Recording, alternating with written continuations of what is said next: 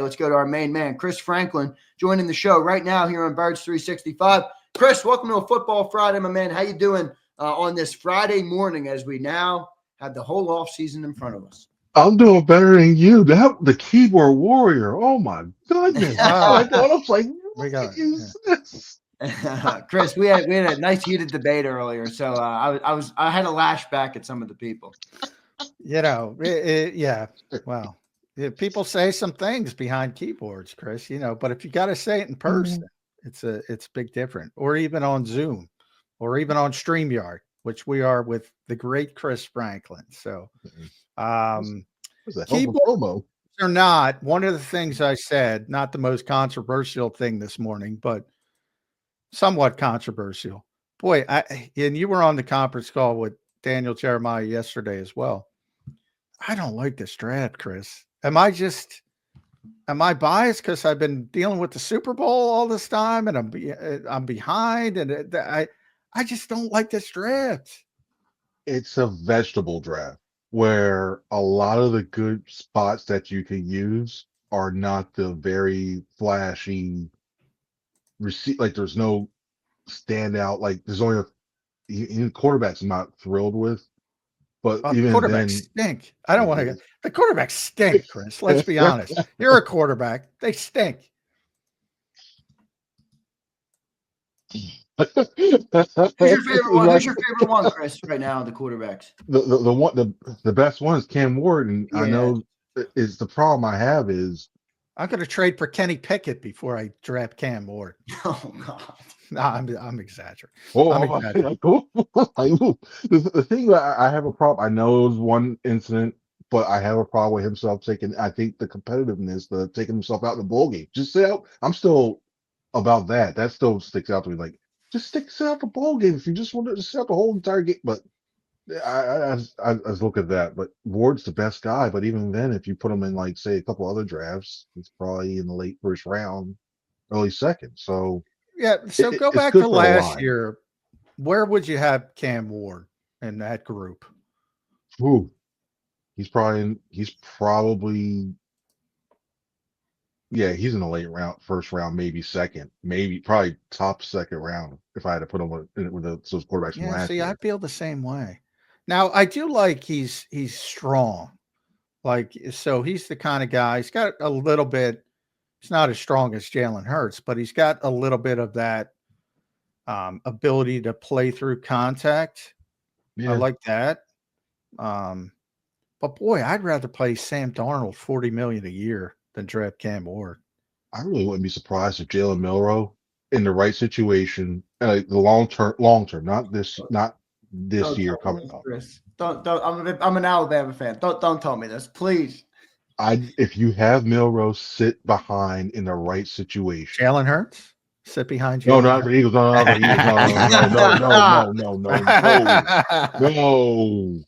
They're good friends. They're good friends. They've never met, but they say they're good friends. They talk. They say they're good friends. Yeah. Yeah, nah. I'm not. No. I probably say if you get them in the right situation, don't send them to the Jets, don't send them to Raiders. But if there's a team that needs an older team that needs a quarterback in a couple years, and you let them develop in the right situation and with a good coach, I think he could be a decent quarterback. I think that in the third or fourth round, you can take him. I wouldn't take it even late second, maybe. I wouldn't take him in the first round, but I think he could have the second or third best career out of everybody. And that's pretty much where we are with this draft right now. It's a crapshoot. It's a big old crapshoot at quarterback position. Now it is pretty deep on the defensive front, and that's a position that's going to be, I think, important for the Eagles because I think they're losing Milton Williams. I think they're losing Josh Sweat, to be honest, both of them. Hopefully they can keep one of them, but I would say the odds of keeping both are basically zero. I don't know how you go plus 20 million a year to Milton Williams, and that's what he's going to get. And the fact that they made Josh Sweat take a pay cut last year, I think says a lot. I don't know if they believe in him long term. So if I were a betting man, 32nd, whether they trade up, target a trade up, target a trade down, or stay at 32. If I'm a betting man, I'm going to bet defensive front there. What is Chris Franklin going to do on Bet US? Give me a position. Oh yeah, I think part of me, like I'm trading back. Personally, I trade back from 32 If you because I'm can, dangling. Yeah, dangle that. We saw it the last time when Lamar Jackson. I'm dangling that one because my grandmaster plan is to move on from Bryce Huff. I keep wanting to say Josh Huff. From Josh Bryce Huff. Huff, I want to do an NBA style trade and attach a pick, Oh, you're going to dump. like, You're going like to a third or fourth, just to try to say get rid of that maybe and increase or how something he can after June create 1st. a buyout market. Yeah, Just buy him out. well after June 1st, you can get you get a cap saving. So I'm like, all right, I'm attaching the pick so that way I want to move back.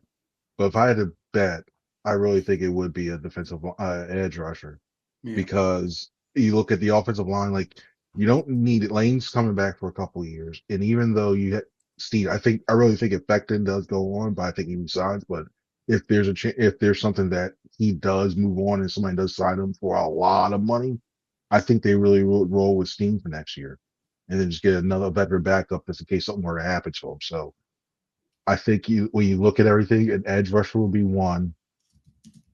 After that, they're not taking a linebacker. They're not taking a linebacker with the 32 pick, or even if it's a top 8. They're not taking a By the way, linebacker. DJ, I think, said those exact words. They're not Yeah, taking a line. Even after Zack Baun, they're not taking a linebacker. and that's why it's for when you look at this, like I know we've seen trends buck this last year. We saw them pay a lot of money running backs, what have you. They are not taking a linebacker. Like it's just not happened. Like, and then when you see Mock saying, "Oh, well, off the ball linebacker is going to come here for the Eagles," I'm like, no, it's not going to happen. Like, and it's a tale as old as time. There'll be a thing. Well, Jerry Robinson's the last person that was drafted by the Eagles. This Yeah, is the you can year. This roll is going out to that story happen. every year. Jerry Robinson. It's not happening. So edge. I look heavily at edge rusher, and your question as well too. I thought very intriguing too about tight ends. Yeah, Maybe you do that just to get a back. Even though Garrett's doing well. because DJ kind of balked when I asked that because he's a personnel guy. So, and Dallas is still a great player. That's not the point, but Dallas is 30. Zach Ertz was 27, turning 28 when the Eagles drafted Dallas Goedert. So why can't they do it? Dallas is 30. Why can't they do it now? I like that thought process because it's a really deep tight end draft. And there's going to be a bunch of guys probably in that top, say, 32 to 50 range at tight end, starting with Jason Taylor's kid, which he mentioned, Mason Taylor. Yeah. But there's other guys as well. It's a good tight end draft. So why not get started on the heir apparent to Dallas Goedert? I think it's a smart way to go. And then I'm also looking like, okay, you look at next year, and you have Goddard, you have Calcaterra, and then you have that whoever the rookie is, and then I'm just like, okay, where does he fit in? Like you're going to use that because especially if you want to use that high of a pick, you want him to get in there and play. Like I'm going to have this rookie come in, and then they still really like Calcaterra a lot for route running and everything else. And If you're Goddard, drafting Mason Taylor, though, Grant Calcaterra, I don't think they like Grant Calcaterra as much. Let's put it that way. yeah, yeah, especially if you're drafting that high, but it's just like you move him down to 3. How's Goddard handle it? And yeah, it's just Zach didn't handle it well. That's part of it. Yeah. Well, you guys say end and maybe tight end. I agree with you, Chris. How about neither? You put the pick in a package, and you go and try and get Myles Garrett. What do you think of that move? Because that's something that's around a lot right now. And I don't know what people put in the betting markets. The Eagles are up there in the betting markets. How he is going to make the call would be my presumption. How do you see that move? Is that something you'd be interested in? Because there's some there's some names that people are throwing out that you'd have to put in that deal to get it done. That I don't know how you feel about. I guarantee we'll see this. The Eagles have interest in Myles Garrett, or we'll guarantee you see that the Eagles have talked to the Browns. That's coming up too, because Howie's going to talk to everybody. So like, I'm just trying to get like some of the stuff that like Yeah, to lay just out. put the tweet to go at the combine. It's just ready to happen. The Eagles have contacted the, because Howie's good friends, obviously, with Andrew Berry. So he talks about if there's he a talks players to him around about everything. Talks to him yeah, about his shopping list. So you can rest assured the name Garrett is going to be mentioned between the two of them. So Barry's that is the brothers on the staff easiest too. tweet ever. Yeah, Yeah. and Barry's brother and Andrew Barry's brothers on the staff too. Yes. So like, hey, Yes. hey, you should talk to your let's get out. But when you look at it, I just, it's tough to do that. Even with that, if the Eagles are picking, see, what's the problem? Is a good problem to have. You're picking 32nd, which is essentially a second round pick. Then you look at the fact that Myles Garrett wants to play for a winner, but Cleveland's not just going to give him away. So Cleveland wants a decent pick, but if you want to go to a winner, you're not getting that much value in their terms. And they're talking about like they want two, even if you do 2 first round picks, say that you do that. You expect the Eagles to be good again next year. And from the looks of the way this roster is constructed, it should be picking in a very late first round again. So you're looking at them going, hey, Cleveland, we can offer you 2 first round picks and maybe a second or third another year. And you're like, would they really go for that? I don't know. Because I think there's a couple teams that they're going to have better picks and do that too. Yeah, So I agree. I would love to see him work together just from a schematic standpoint of what Fangio could do with him, Jalen Carter playing the stunts and everything else. All that would just be from a football perspective. That would just be fun to watch, just to see how the games you can run with those two. But yeah, well, I'm going to give you no. our human mind experiment that we've run all week, because I agree with you. The Eagles are too good to get Myles Garrett from a draft pick perspective. They're picking 32nd. They're going to be good next year. Even if you offer 2 number ones, you're talking probably about 27 to 32. And somebody else can, hey, here's a top 10 pick. Here's a top 15 pick.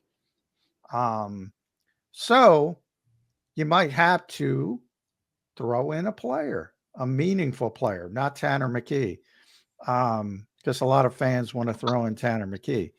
So in theory, if you're the Cleveland Browns and you're Andrew Berry and you're losing your best pass rusher, you would want a pass rusher. What if you had to throw in Nolan Smith along with that first round pick and probably something else to get, and I see you shaking your head. I'm amazed by this thought experiment, because Zander's the same way. So many Eagles fans are the same way. Let me emphasize again, Chris, this is Myles fucking Garrett. That t-shirt, get Myles. Yeah, Garrett. I just got yelled at for cussing too much, so I apologize to that. But this is Myles. I'm going to do it again. So baby ears for everybody. This is Myles fucking Garrett. You're not getting him for nothing. Chris Franklin, you're not doing it?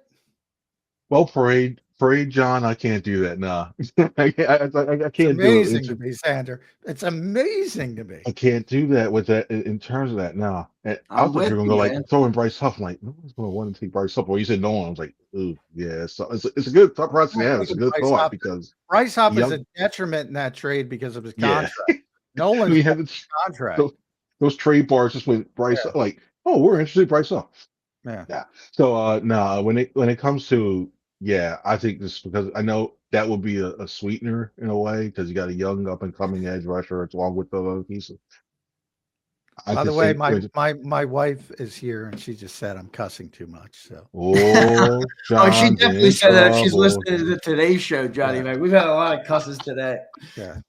John's in trouble. I'm just kidding. Yeah. But no, when you look at it, I can't do that. And I know I'm amazed that all week we've been, not all week, but we've said that quite a few times, and I am amazed at how many people considering where they were with Nolan Smith in the first half of the season when they were like, here's the door, Nolan Smith. And now he's untouchable. For Myles Garrett. It's not even just that. It's that when you look at the way the contracts on this roster, they're going to start something balloon more and more. You still got AJ, you still got Devontae, and everything else. One of the You need reasons the younger why guys. I don't think they can keep Milton Williams, because it's not about the moment. It's about they know what's coming down the road with Jalen Carter, and they got to make a tough decision with Jordan Davis as well. You can't pay 3 guys on the interior of the defensive line that much money. You just can't do it. I love the fact that we look at that disagreement, not to say no say fight, but Tom Donahoe and Howie had Lee McNeil versus Milton Williams, and now all of a sudden Milton Williams is like the guy in there. But yeah, I mean, it's more like not just the interior line, but you need that labor, like the players to backfill some of that place as well too. And Myles Garrett is going to be very, very good for 2-3 years, but then you just have to worry about look at the age factor as well too. And that's all they're looking for. John, correct me on this if I'm wrong, but don't you kind of think they have like a 2-year window here for Garrett, just because Carter, you're going to have to make the highest paid defensive tackle in the league, defensive lineman in the league, probably in 2 years, right? So if you can front load some of Garrett's money now, and then you give yourself an out after 2 years of the deal, I don't know. I feel like it would work, but maybe I'm wrong. Well, Howie looks at things in 3-year increments. So, I mean, if you can get Myles Garrett for 3 years and he's still playing at an all-pro level, right? And 2 Super Bowl championships on top of it. Oh, baby. Yes. That's the upside. If I can get them for cheap and I don't have to give up those first, like at least one of those first, they take a first. And this is where you kind of hope that Garrett behind the scenes is going, I'm not good. If you say, well, we're floating and going here, I'm not going to play for them. Like, he's not that type of, he doesn't seem like that type of guy. Like, I'm not playing for this team. This is one if you really want him to come here and do that, you might need some back channel, some of his friends on his team to go reach out to him and listen. You want to come here, you want to win, you want to play hardball a little bit and say, listen, I'm not going to this place or I'm not going to that place, what have you. You need that to happen in there, because if he's just like he's the Myles Garrett that we've seen or what have you, going, yeah, okay, how you doing? Like the nice guy that everybody says he is and we've seen, he'll just go wherever they trade him and then what have you. But they need by the way, I don't know if this came out today, but it's the first time I saw it. So PFF came out with their top 100 player list for the 2024 season. Number 1, Lamar Jackson. Number 2, Myles Garrett. Who's number 3? Josh Allen? Number 3, Eagles fans are going to like this, Jordan Mailata. Wow. Yeah, he's always high on their list. Yeah. He's always high. Like Josh Allen was number 6. Joe Burrow 4, Derrick Henry 5, Josh Allen 6, Creed Humphrey 7, Chris Jones 8, TJ Watt 9, Saquon Barkley 10. That's the part when you said Derrick Henry, I was like, wait a minute, what? And that's I stopped. I was like, wait, Derrick Henry. Well, Derrick does have the body of work. Derrick has the body. Derrick had a great year too. Derrick had a great career. I mean, let's be real. He was great even in shitty Tennessee. Great. So another name I want to ask about. All right, while we're on this defensive line, because I think it's the best topic really the whole offseason is how they're going to, what they're going to do with this defensive line. And I got asked the question yesterday that I thought was interesting because Milton Williams is a free agent. Obviously, he's a guy that many are anticipating is going to be gone just because of the sheer amount of money he's going to get on the open market. If you told me, a couple of years ago how he would have a chance to sign a free agent linebacker or a free agent defensive lineman he drafted in the 3rd round, I'd be like, well, he's going to sign the defensive lineman. That's what Howie does. Maybe he won't, but somebody asked me yesterday, would you trade Jordan Davis to re-up Milton Williams because maybe you think he's a more versatile player and then you move on from Jordan and then, I don't know, it gives you more leniency. Is that something you would consider? Or if not, are you good letting Milton Williams walk out the door? Is there anything you would do to try and keep Milton here? That conundrum is tough because, I know you're not getting this. You're not getting the snaps with Jordan Davis as of right now. He's Right. improved as a passer. We saw that towards the in the playoffs. We saw he has the ability there, but I just want to see it more consistently in terms of that. And you Right. see what he can do when they run that 5-man line, which they like to do. The odd man fronts, they have him in the middle really does make an impact. It frees up harder, and when Williams is on there as well too. I just don't know. Even if you did all that and you trade him to that, I still think he's going to be. The Eagles are going to get it. I think the Eagles are going to wind up getting a really good comp pick in 2026, like one of the higher ones, like maybe a third round, just because he's just Milton Williams has to be that good to be a starter and be disruptive of all time. I just think he's that good. So somebody's going to throw him John Mel's word stupid money at him, and then because he's got that money, even if you trade it away and you do all that stuff, I just think he's just going to get too much money to get on it. Like New England is somebody I'd watch, and I hate to say this, the Commanders would be somebody I'd watch too.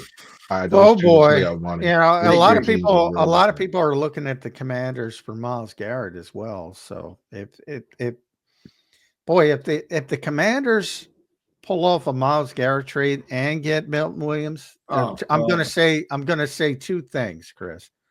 I'm gonna say Josh Harris fix the damn Sixers, number one, but number two, Not happening.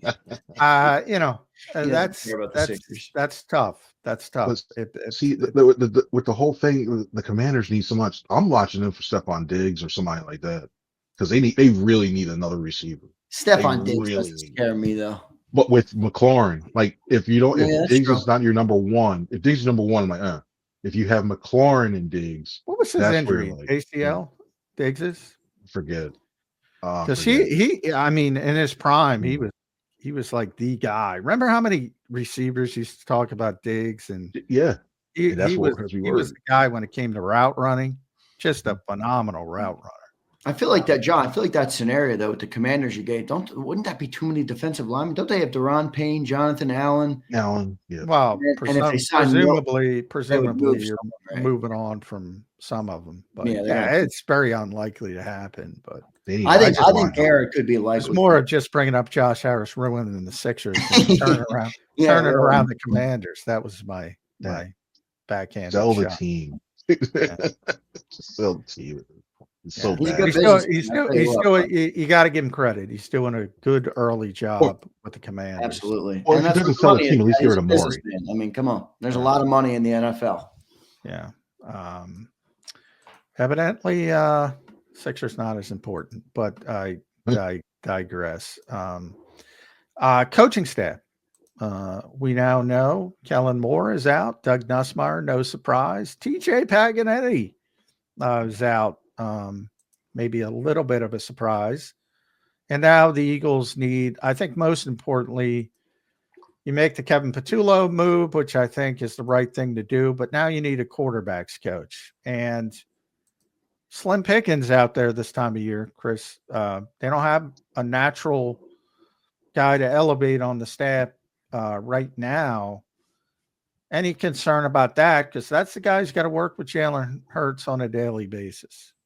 Yeah, I'm wondering like who you go. Do you go to? It's tough to go to college. Might have to go to college, right? It's yeah, because you're looking at everybody you want to bring for the QB's coach things are probably either like a quality control coach or assistant quarterbacks coach. I think maybe they stay with an assistant quarterbacks coach, what have you, something like that to bring in to go that because that whole thing. I know we don't talk about the quarterbacks coach that much because we always focus on the play caller and the head coach or what have the decisions they make. But they're the ones that are always, when you look at the sign, they're always the ones that are pointing out the coverages to Hurts. They're always the ones that are getting the ear. They're the ones that are trying to like pep talk with what have you. They're also the ones that work on the drills too, that really fine tune stuff. I thought the way that Nussmeier, it wasn't miraculous. It wasn't like something big and like an aha thing, but it was the little things like the settling the feet. Like we saw Hurts do it when he's calm and he throws the pocket, he throws well. You saw it's little details that Nussmeier added to his game that I thought were big. Like it's more minute in the weeds stuff but I like what he did there. And I think they need somebody to find that even I don't care if they're young or whatever. I would prefer a veteran, but I don't care if they're an up and coming guy or something like that. But they need somebody who's able to affect communications key on that one too. Because you can't have somebody who's trying to cut their teeth into the league and just start yelling, "You need to do this. You have to do that. You have to do that." Sometimes it's nice, but you don't need somebody who's like a drill sergeant. I'm sorry for that too, but it is crazy. I'm trying to think of somebody who would come in who maybe has a relationship with them, and Right. it's tough. It's real tough. Like I thought, like if Patul didn't, if the Eagles got bounced early, and the one name that kind of surprised, I thought maybe a guy like Tommy Reese would have came in. Yeah, And Tommy's. I always thought Tommy would be here because Nick likes him so Right. much. Yeah. Do you like the Patullo hire, Chris? You good with that? Yeah, you need something like I have no problem with it at all, especially for where you were this season and Yeah. where everything's ended. It's tough. Like, I would have like I probably would have joined. I'm gonna try. And they probably did some interviews. Like I'm trying to call around and get that too, but everybody's so tight. Well, they have to. They had to do too. Yeah. But you know, they could be Zoom interviews, so it doesn't have to be in person. So Right. I love places like to really draw it out. Maybe take some time to go to college. Like say, hey, what's going on here schematically that's starting to be used utilized a bit more that can be implemented into the NFL game, what have you, and really start that. Guys can get clinic tape or stuff like that for there, so you can get stuff like that. But yeah, the one thing I actually kind of like about the pending hires, the Parks Frazier hire, I like that in terms of. You know why I like that? I don't know Parks Frazier from Adam, but I like that because he's a Nick Sirianni guy. He's an indie guy, and I like when. And I said this last year. If you're going to keep him as the head coach, you got to let him be the head coach. And now, because he's won the Super Bowl, they're allowing him to be the head coach. He's obviously very close to Kevin Patullo. And they allowed him to elevate Kevin Patullo, and they allowed him to hire Parks Frazier. I think that's a good thing. And I think, even though I think people are starting to figure the Dolphins' offense out a little bit, and I think not a little bit. I think they figured it out. There's some things in terms of some of those certain motions that they use to get those guys open that I think you could bring in here and merge it a little bit what their Eagles are already doing.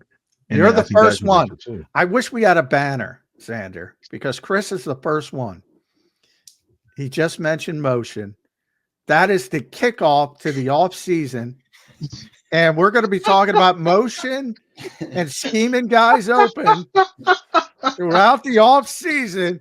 And Chris did it. He broke the seal. No, God bless you. God bless you. We're going to be talking about it. We're all going to be writing about it. We're all going to be talking about it. And then we're going to get to the regular season. The Eagles offense is going to look like the Eagles offense. That's what I'm curious to see like the unique motions. I like that stuff. I want to see how. Well, I think we all do. It's pretty. Yeah, it's pretty. It's aesthetic. They used it on the go route to AJ Brown in the Super Bowl, John. Yeah. There you go. They should do more go routes. Yeah, that's their blitz. That's their blitz. That's how they solve the blitz. Just go route to AJ. That's it. Don't do anything else. At C Franklin News, make sure you follow Chris on the X platform. Read them at nj.com. Does a tremendous job there with our buddies Bob Brookover, Caden Steele as well. Zack Martin retired, which is, one of the great. I'll leave you with this stat because I just saw it. This is amazing to me. This is unbelievable. 9-time All-Pro, 7-time first team, 2-time second team. Zack Martin, and this is courtesy of Warren Sharp, who does a great job at Sharp Football. Zack Martin had 6,659 pass pro snaps in his 11-year career, 0 holding penalties. I'll put it this way, called holding penalties. Yeah, called holding penalties. Called holding penalties. Well, part of that certainly is reputation. That is an insane statistic. It is absolutely mind-boggling. Part of that is reputation. You're right. Guys get away with holding, but part of it is just pure dominance as well. That is nuts. One of the great offensive linemen of all time. Boy, the Cowboys keep just losing people, and I don't think they have any contingency plans, Chris. They never do.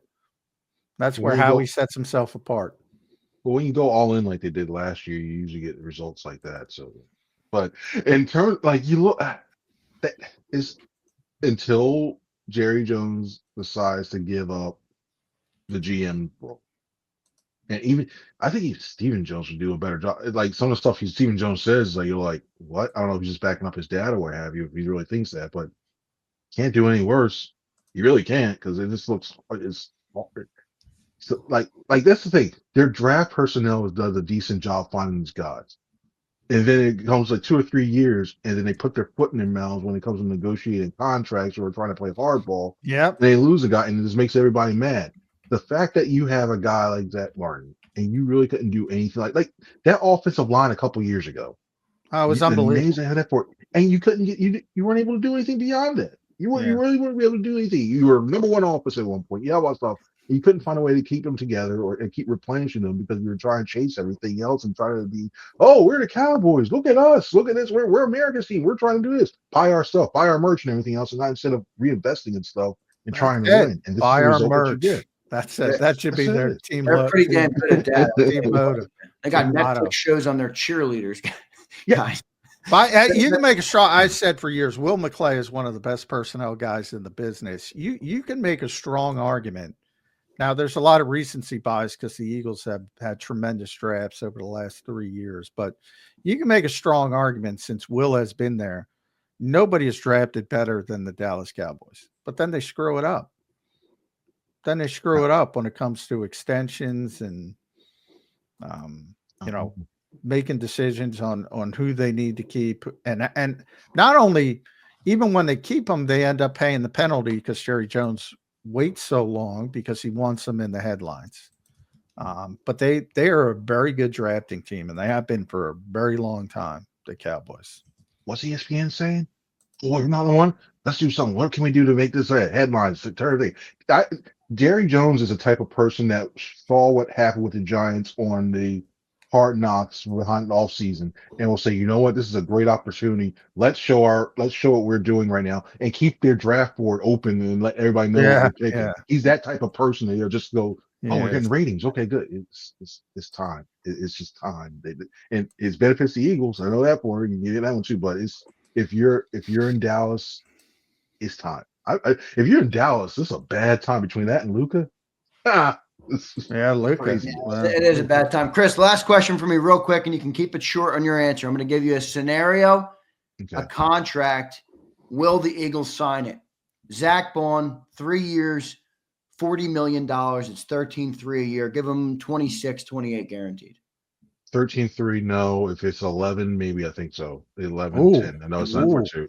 You want to be not even going to go 13? I'm not walking away from Zack Baun at 13.3. Me neither. I'm signing 13.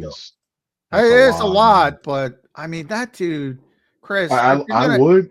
If you're going to reward anybody, you're saying the Eagles won't. I got what you're saying. He made plays in week 1 through the Super Bowl. It was an amazing season, amazing consistent season. If anybody, it's got to be an outlier. Like Saquon was the outlier running back. He's got to be the outlier. He's very consistent. Bring him back. He's very consistent. Everything else, I know they bucked the trend with Saquon with the position they impact players, what have you.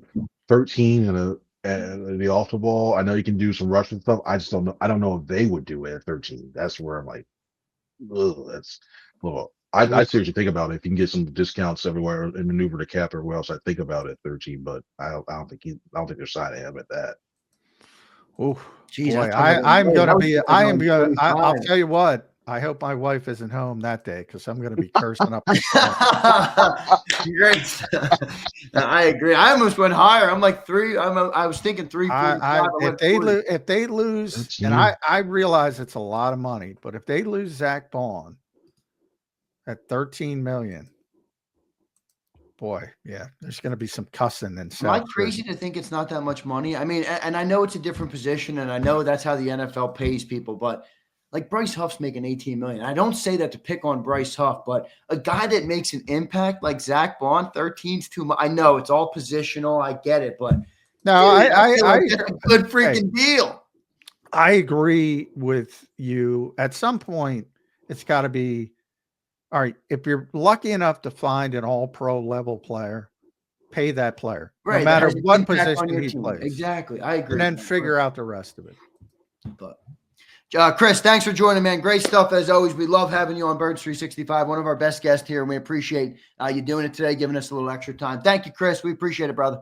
I appreciate it. Y'all have a good one now. See you later. Thanks, buddy. Good stuff there from Chris Franklin. We appreciate Chris Franklin joining in today. Great show so far. Today, going to wrap it up here. I got 2 super chats to get to before we check out. JD3 says, it's only partially Nolan. More of the consequences, the 2 first-round picks. Put both together, it's just too much. I think he's talking about the Garrett trade there. Well, I'm saying I didn't mean 2 first-round picks and Nolan Smith. I meant a first-round pick and Nolan Smith. I meant to say, if I didn't say it correctly, 2 first-round picks are not that valuable. Yeah, they're not. Because one's going to be 32, and the next one's probably going to be 27 to 32. Yeah. To be cautious. The Eagles are going to be good next year. At worst case scenario, the floor, what 24 to 32.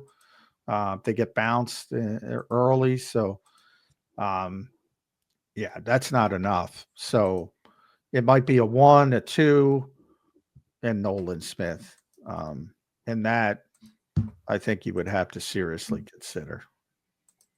In fact, I don't know why Cleveland would seriously consider that, to be honest. Right. Because they're going to get better. Remember, they're going to get better offers with first-round picks. They just are. They're going to get way better offers. I don't think it's likely because of that. Kyle Kokorski, what's up, brother? I wanted to thank you for becoming a member the other day, Kyle. You didn't do it when I was live, so couldn't thank you, but I appreciate it, man. Thank you. He says, Zander, I think Sawyer is the pick at 32. I don't know. Yeah, he was one of my 5. I did 5 guys that could potentially be the pick. He was one of them.